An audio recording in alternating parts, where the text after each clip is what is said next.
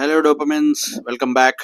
2 major updates. ఈరోజు పొద్దున్నైతే లేచి డెంటల్ హాస్పిటల్కి అయితే వెళ్ళాల్సి వచ్చింది. మా డాడీకి ఘోరంగా టూతేక్ వచ్చిందనమాట.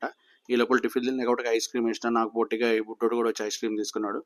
మొత్తానికైతే ఎక్స్రేస్ తీశారు.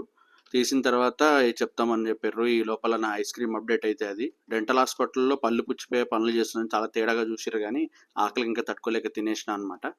మొత్తానికైతే అక్కడ మేడం వచ్చి డిస్కస్ చేసిర్రు, ఇన్ఫెక్షన్ వచ్చిందని చెప్పారు. రేపైతే మళ్ళీ రమ్మన్నారు, ఒక సిట్టింగ్లో ట్రీట్మెంట్ చేస్తామని చెప్పారు. ఇక మేము కార్ తీసుకుని అయితే ఇంటికి బయలుదేరిపోయినాం. మస్తు ఆకలిస్తుండే.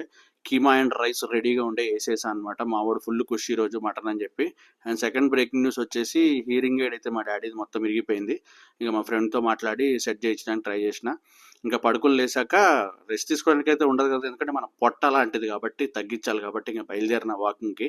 మొత్తానికి అయితే అట్లా నడుచుకుంటూ వెళ్ళి నేను పరేడ్ గ్రౌండ్స్కి అయితే వెళ్ళిపోయినా. ఫుల్ జోష్లో అందరూ వర్కౌట్స్ చేస్తుండే.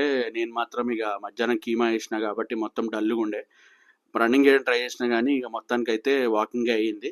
ఈ ట్రైన్ వెళ్తున్నట్టు భయ్య మనం కూడా జీవితంలో ఎన్ని అబ్స్టికల్స్ వస్తే అన్ని అబ్స్టికల్స్ తోసుకుంటూ ముందుకు వెళ్ళిపోవాల్సిందే, తప్పదు. కాబట్టి ఇంకా అట్లా నేను కూడా వాకింగ్ కంప్లీట్ చేయడానికి అట్లా ఏడ్చుకుంటూ మొత్తానికి అయితే రౌండ్లు కొట్టిన పరేడ్ గ్రౌండ్లో. వెయిట్ లాస్ ఇన్ ప్రోగ్రెస్ అలా అనమాట. ఈవినింగ్ అయిపోయింది, ఇంటికి అయితే వచ్చేసిన. నా వాకింగ్ అప్డేట్ అయితే అది. Thank you guys for watching. Like, share and subscribe.